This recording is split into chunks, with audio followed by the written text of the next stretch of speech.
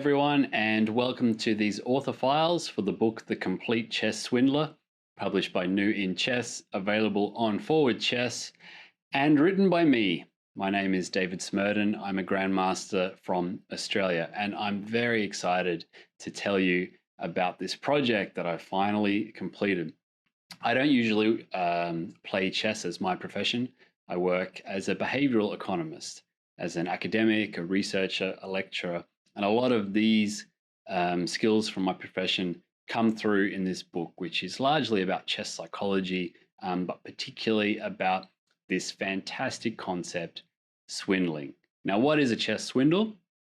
It's a situation where you're losing the game, which happens to all of us from time to time, and you find a way to encourage your opponent to blunder, to spoil it, and you can snatch a draw or sometimes even the whole point. So my aim is that by writing this sort of book, chess players around the world will learn the skills to help them grab these extra points, save points from bad positions, and also the flip side, learn how to avoid being swindled yourself. Now, I don't write many chess books. This is only my second book. The first, which is about an obscure gambit in the Scandinavian defense, I wrote because it needed to be written. There had not been a book written on this opening before. I was the only Grandmaster playing it, probably because it's unsound, but it's a lot of fun. And I had players from around the world who played this opening in their clubs send me emails and say, please write a book about this opening. And so I did. I thought it needed to be written. It went out there, and I was happy with the result. This was a more ambitious undertaking, but the reason was the same. There hadn't been a book written on swindling for many decades. I don't think there's been one written this century at least. And I think part of the reason for that is because we've become very obsessed with chess engines and computer evaluations. For good reason. Computers have really helped our game and helped us with our training and to appreciate the strength of the computer suggestions. But it also means that we sometimes take the computer's moves as gospel. For example, if we're watching an event on the internet, we're watching the top players play, someone plays a move and the evaluation just shoots from winning to losing, we see it as being a blunder because the computer says that it is against the best moves. But what against the second best move and the third best move? I think we've lost a little bit of that trade-off between computer strength versus practical human strength. And that's one thing that I wanted to try to get at in this book. Now, because books that have been written on this topic do go back many, many decades, the examples tend to be repeated a fair bit. And I wanted to get at new examples, new swindles from all levels in the modern game. But that was difficult to do because unlike, for example, writing an opening book or an endgame book, you can't search for swindles in a database. So I took a very modern bent on things. I put a call out to social media. I essentially crowdsourced my data and I asked people to send me their best swindles from Twitter, from Facebook, and even from different chess forums from countries around the world. And the result was overwhelming. I got sent hundreds and hundreds of swindles from people I knew, people I'd met once or twice, people I'd never heard of before. And I ended up with a collection of over 1,000 swindles to work through. Of mixed quality, let's be honest, but also mixed levels. And that was important to me. And I started to distill them down to get the best examples. And I also started to search for patterns, things that we can learn, different sorts of tools that crop up again and again in successful escapes, and to try to go into the psychology of why these things worked, what are the best skills and tricks to try to maximize your chances of success over the board, and how can these be applied for the everyday chess player.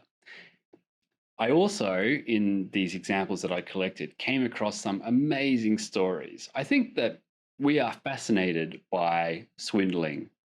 Chess is one of those sports like boxing where you can be on top and winning for long periods of time, maybe 99% of the game or the match, but then everything can change in an instant, in one move, in one punch. So we differ to other sorts of sports like running a marathon or playing tennis in that things can turn so quickly.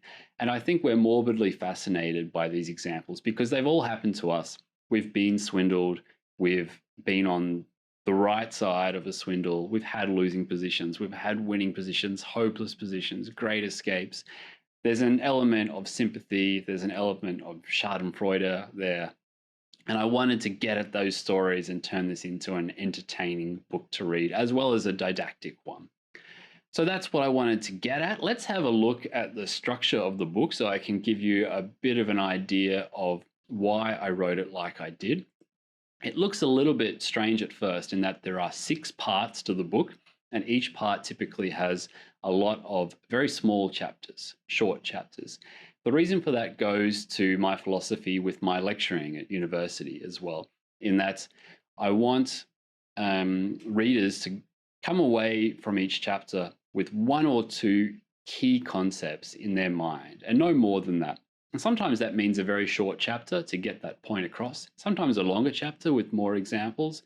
But I like breaking things up into bite-sized chunks so that, 1 cup of tea or coffee should be enough for each point to sink in.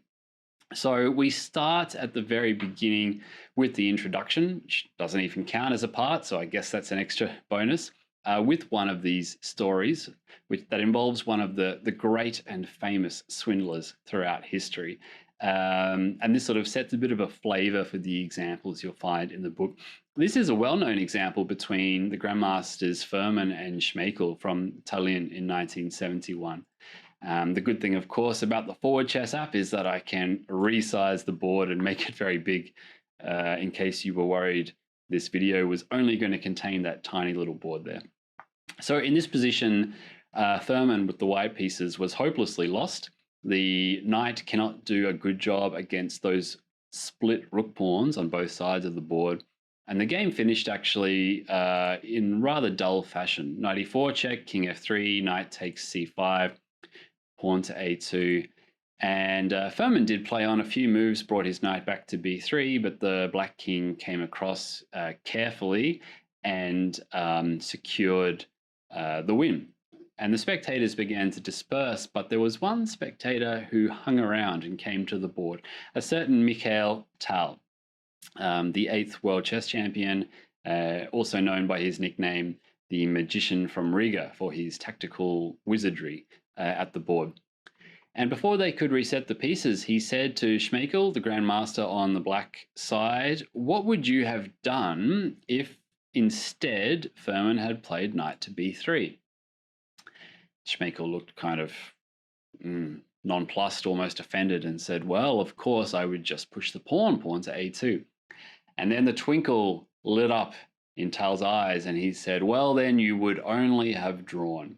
And he played the move knight to c1, which took the grandmasters by shock, but they quickly saw the point, which is that if that black pawn promotes to either a rook or a queen, the knight is pinned, and the white king can't move anywhere, so that's a stalemate. Incredible.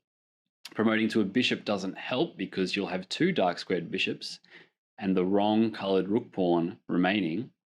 And so the position is drawn. So Tal began to walk away, and then Schmeichel hurriedly waved him back over and said, "Aha, I can play a1 equals knight." But with an air of nonchalance, Tal reached over the board and casually played knight to b3, forking the 2 minor pieces, of course. But what about knight takes b3? Well, then we have the same situation. It's stalemate, and there's a draw. So a lovely finish, and I think also a lovely story that kicks off the book. And I then go on to talk about how I had a similar experience where I tried to emulate Tal as the kibitzer. But then we get into the first part, and I think the definition of what a swindle is actually quite important because, as I said before, it's not just about a loss turning into a draw or a loss turning into a win. That can happen when your opponent blunders, forgets to press his clock, something like this.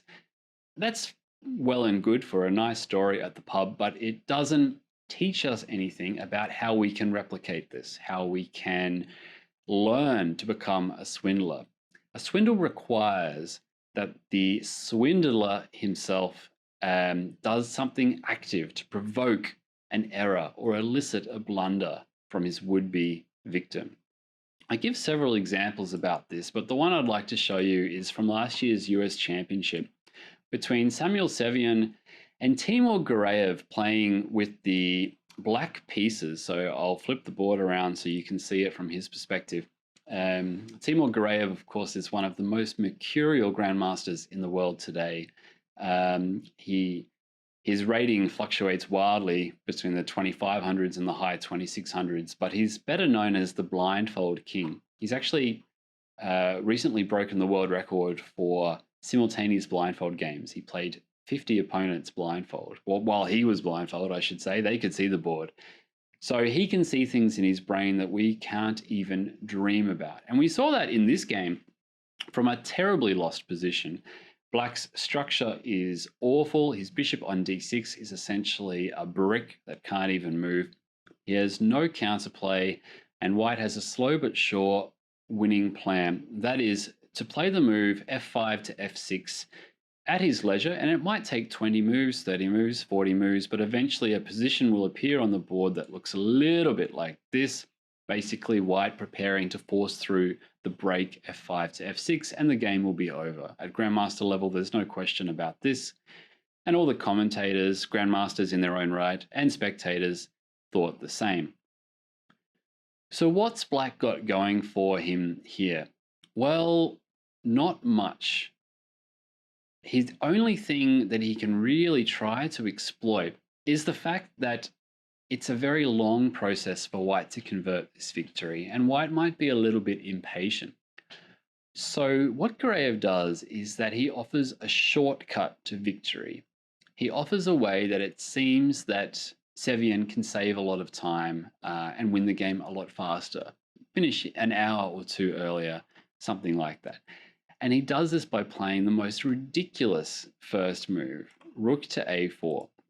An astonishing concept, essentially incarcerating his own piece, because of course the obvious retort and the best move is the move pawn to a3, and that rook's not going anywhere now. And white has a clear plan of defending the b3 square, defending the a3 square, and bringing his pieces around to eventually play pawn from b2 to b3 and take that rook. And there were some nice comments made by the commentators. I tell the story in here. I also provide a link to the YouTube video so you can watch the players and the commentators' expressions at these key moments. It's definitely worth checking out. So the next move is rook to b3, which completes the setup of the swindle because it offers white the chance to swap off black's only active piece, the rook on b3, and again fast track that plan to winning the rook on a4. In fact, it just seems so obvious. So Sevian actually fell for this. It was the move suggested also by the commentators, rook to d3. And notice what Gureyev has done. He has diverted white's attention from a sure thing, a clear-cut winning plan on the king side. He's diverted all that attention and focus to the queen side by exploiting his opponent's impatience or willingness to try to finish the game earlier. And then, do you see it? Bam, the trick. Rook takes b2, and astonishing sacrifice that after rook takes b2, suddenly releases that dead rook, gives it a new lease on life with rook takes c4, and after king f3, e4 check, black will actually emerge 2 pawns up in the endgame. High-class trickery, Maurice Ashley called it. Now, Sevian took a while to recover after the amazing shock of rook takes b2, but he did recover. There are some incredible variations in this position that we discuss just because it's such chess beauty. But he actually found a nice way to recover with pawn to f6 check. The point being that after king takes f6, white was going to lose his d3 rook for a pawn. Now at least he gets a bishop for it. C takes d6, rook takes b2. And the game ended up in this sort of endgame with black having 4 pawns for the bishop. It was eventually drawn after a few more twists and turns. But the key point I wanted to get across there is the way that Garayev as black used psychology to induce a blunder from his opponent. And that's the common theme going throughout the whole book. So when we move to part 2, we start to focus quite a lot on psychology, where I draw on my field, behavioral economics, to look at the 4 most common psychological biases that chess players face at the board, particularly if you're in a winning position. Those are impatience, hubris or overconfidence, fear, and a need to try to keep control of a position, which the Germans have given a nice one-word term to, Kontrollzwang. So we discuss these 4 flaws, and then we start to turn to the would-be swindler and their mindset. We look at some of their personality traits, we look at grit, we look at optimism, and we look at different tips and tricks that you can use to train your mind when you find yourself across the board in a losing position, to keep your spirits up and to help you to identify the best chances that are left in your position. I talk about a lot of these different techniques in this chapter, which is a very interesting chapter, but I'll just mention one of the simplest techniques that I use all the time, and that is something that you can just take away from this video even, and I call it, very creative, I know, the 3 questions technique. The 3 questions are: what does my opponent want? How does he plan to achieve it? And what's good about my position? And when you find yourself in a losing position, your spirits are down, you want to resign, just ask yourself these 3 questions. Get your answers. Then if you want to go further, you can start thinking about what psychological biases your opponent might have in this given position. What are the tools that you can use to exploit them? And we match those things up in later chapters. But even just these 3 questions will do quite a lot.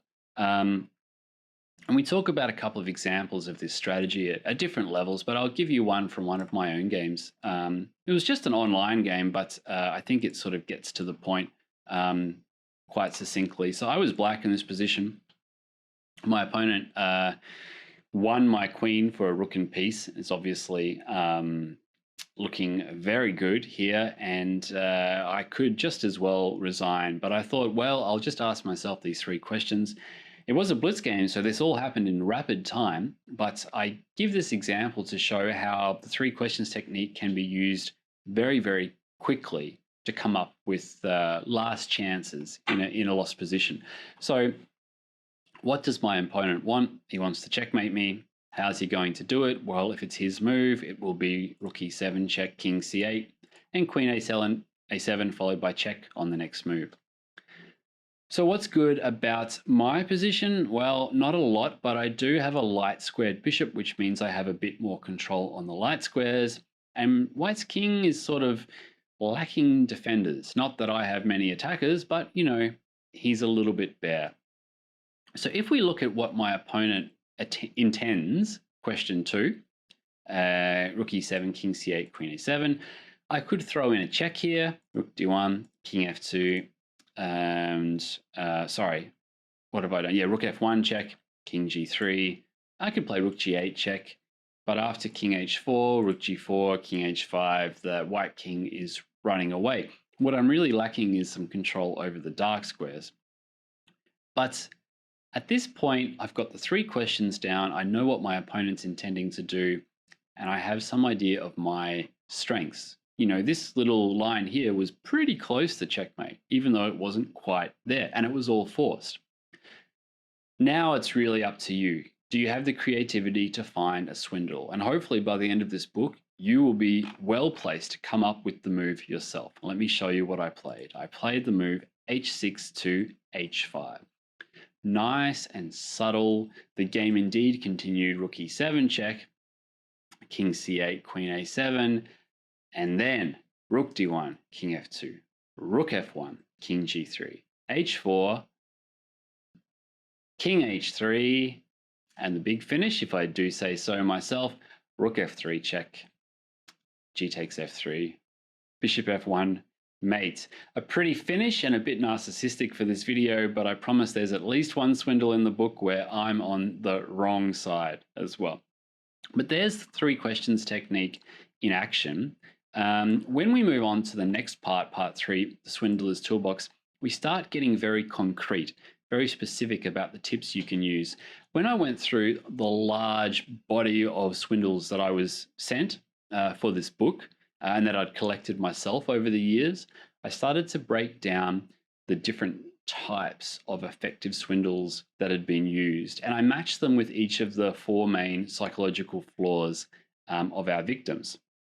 And those types are the Trojan horse, which exploits impatience, the decoy trap, which exploits hubris, the berserk attack, which exploits fear, and window ledging, which exploits Kontrollzwang. And we talk about what these strange names mean as we go through. I'll give you just one example from the book, Decoy Trap. Now, this is something I've never seen identified before, but it came up again and again as I went through the swindles. This is when a player plays a move with a very deep trap behind it. But the move itself, if that was the only trap, would be a little bit too suspicious to work. Your opponent would wonder what's up and probably look deep enough to find what you are intending. So what you do is you play the move in such a way that it looks like it's setting a very basic trap, a very transparent and easily parryable trap. Your opponent sees that, and if they're feeling overconfident, a bit of hubris, or they're a bit impatient, they've got a winning position, they wish you had have resigned by now, they might just think, okay, how pathetic. They're intending this 2-move trap on my queen. I'll just refute that and move on. And they don't look as deeply into their calculations as they could or otherwise would. And this decoy trap can be surprisingly effective. I'll show you a very nice example. I really like this one from the UK. This was played by Jack Rudd on the Black pieces back in '96. So Black's in all sorts of trouble here. His pieces are completely discoordinated, split across the board. White dominates the center. The Black king's exposed. It's only a matter of time before he falls apart. Knight f4 set a very nasty trap, and I think the reason it's so nasty is because the threat appears to be so obvious. Knight to e2 check, forcing White to give up his rook for the knight.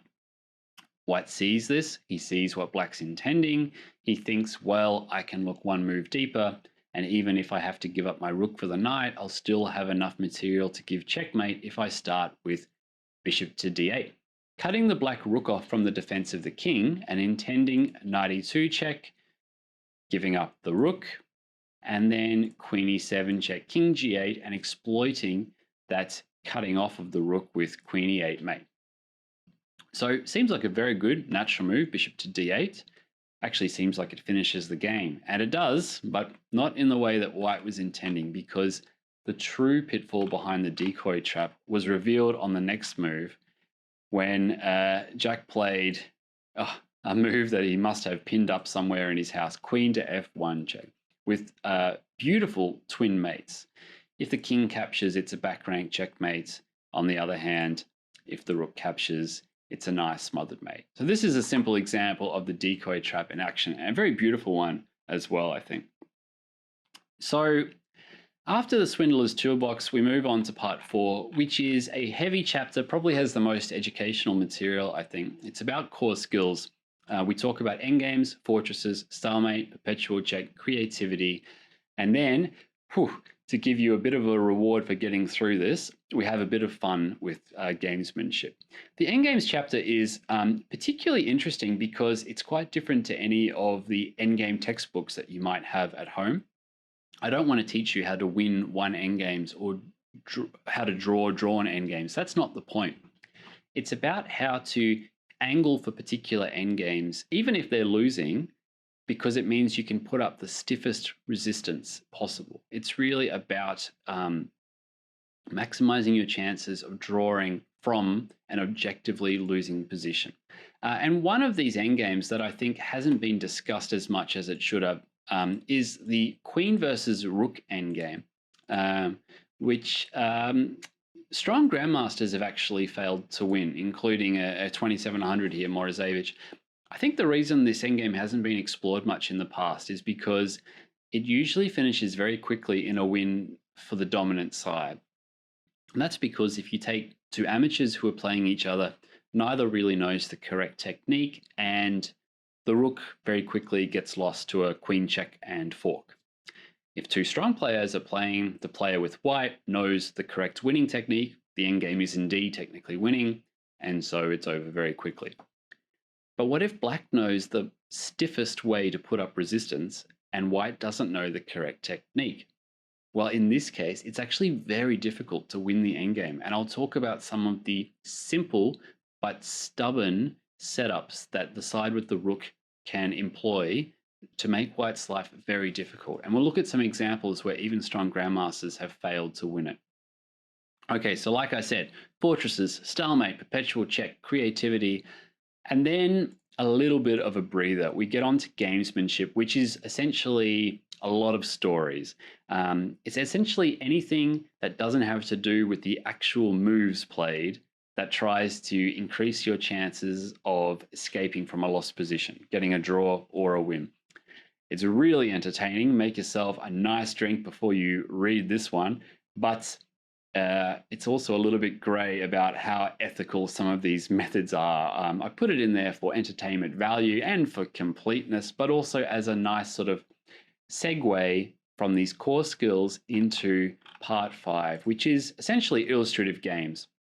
We look at illustrative games from the great masters, modern day masters, Anish Giri, look at some from Gawain Jones, also from a couple of decades ago, Tony Miles from Great Britain, one of the great swindlers throughout history, and all the way back to Frank Marshall, who some call the original chess swindler.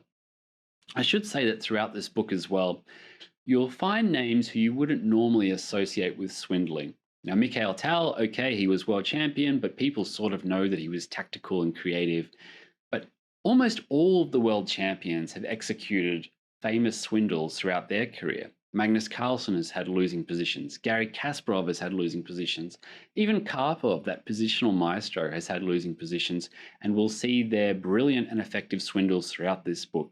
And all three of these world champions, plus Mikhail Tal, also feature in this book on the other side as victims of swindles. So you get to see both sides of things, and we also explore their thinking throughout these particular games as well. We then move on to amateur swindles. I really like this chapter. In all of the illustrative games, we look at things from the very start of the game. So I talk about some opening theory as well and general chess instruction. But I didn't just want to focus on how a grandmaster can swindle another grandmaster, because the ways to swindle a very strong grandmaster are not the same as the ways to swindle someone at club level and amateur level. Different sorts of tricks are going to be effective at different levels. So here we talk about things from IM level, FM level, 2000 level, down to sort of 1200 level, all the way through. So look at different swindles, by different sorts of strengths of players. And we finish this section with my favorite swindle of all time. I won't spoil it, but just to say that the move that I like so much actually allows black 47 winning replies. And yet, well, you'll just have to wait and see. Part 6 is something that you won't find in any other book in a chess library. I'm very proud of this, the exercises section. Making tactical exercises is relatively straightforward, and they're easy to check because you just put your engine on and it tells you what the best move in a position is. But I really wanted the reader to come out of this book thinking about things in a different way, not thinking about the computer's best move, but thinking about the best practical move in a position that maximizes your chances of success. And that means that the sort of questions that I had to ask in these tests are a little bit different to the way that they're typically worded in a normal puzzle book. You've got 3 tests. Each one has got around 36, 37 questions in there. So there's over 100 in total. And they gradually increase in difficulty throughout each test. Now, some of them, a small percentage of them, are the ones that you would find in a normal sort of tactics book, like this one here, where I ask you to find a way for black to draw. You want to have a go? Pause the video now. Okay, here's the solution. It's queen to, get it up here, it's queen to f7 check. It's the simplest way to draw. Queen to g6 check seems like such an obvious move for white to play. And here we can see why this sort of puzzle is actually about swindling, because it's playing a move that encourages your opponent to play the move we want them to play. And now, king to h8. If white takes the queen, it's stalemate. If white plays anything else, that black queen will still sacrifice herself for a draw. So it's a swindling test, but it's also similar to other tests you might have seen before. But then there are other ones like this one here, similar sort of theme. This is white to move, where white is objectively lost. And the move I want you to find for white is not what the computer would suggest. It's white to play and find your best swindling chance. So pause the video and have a go.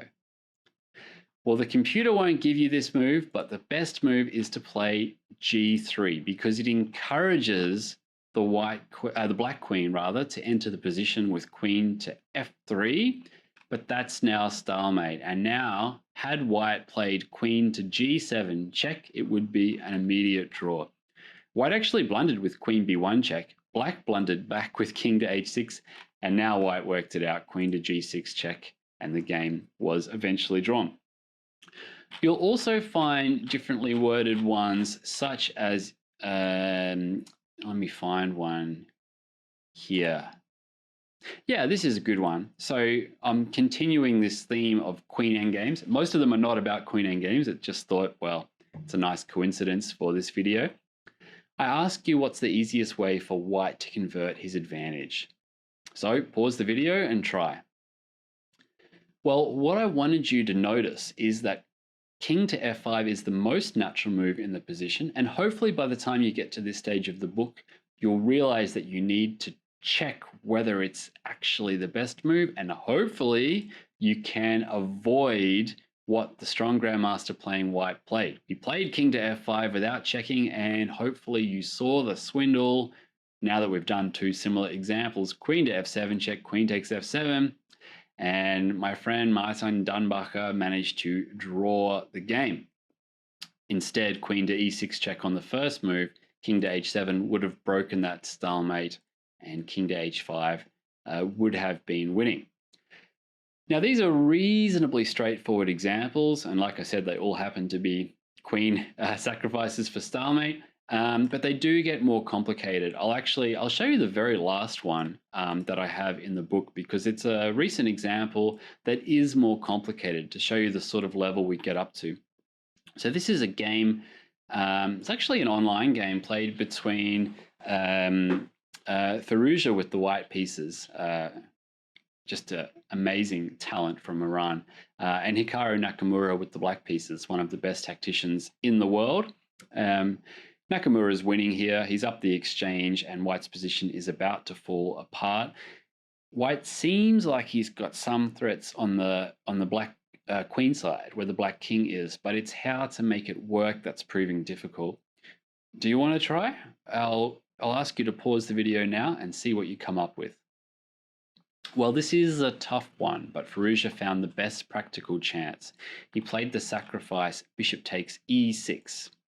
Of course, black replied bishop takes e6, and now knight to b5, which actually shows the theme of a decoy trap again, but at a very high level. Of course, that's a bit unfair to Nakamura. He didn't have much time on the clock here to navigate the pitfall, but it shows how the decoy trap can be effective at different levels. So obviously, if black plays queen takes c7, then knight takes c7 is checkmate, a nice smothered mate. And the move a6, which is another try black can play, also doesn't work because of queen to b6, a takes b5, and queen to a5 mate. So having navigated through these two decoy traps, black thinks, well, I really need to bring more pieces around my king to defend things. I'll play rook to c8, bringing my last piece across. to defend my king, and if the queens are swapped, I'll be up at least an extra rook. However, this extra safety will actually prove to be black's undoing. Queen to b6, just gorgeous. Threatening queen takes a7 mate. Of course, that queen must be captured, but now we see that black's defenses actually are the black king's undoing, because after rook b4, the black king is stuck in his tomb, and the next move is rook a4, checkmate. So a slightly more complicated example. That's the end of part 6, essentially the end of the book, although we do have, if I do say so myself, a nice little epilogue to finish, again featuring Mikhail Tal, and then an index of names, which is quite useful because you'll get to find those swindles of players such as Kasparov, Carlsen, Smerdon, all the big names, you know. And then the bibliography, I just mention it because I used a lot of sources from chess psychology literature. There's not that much of it, so it might also point you in the right direction if you want to continue to try to build your skills about practical play after this book. So that's the book. I really enjoyed discussing that with you. I hope you enjoyed hearing about it. Like I said, I don't write many chess books. I wrote this one to stand the test of time, to be a good learning tool, and to be fun. And I really hope you enjoy reading it as much as I enjoyed writing it. Thanks a lot for listening.